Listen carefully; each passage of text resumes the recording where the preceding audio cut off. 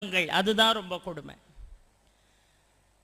ஆக நமக்கெல்லாம் தேவையானது எது என்று கேட்டால் சிந்தையில் ஒரு தெளிவு இருக்கணும்.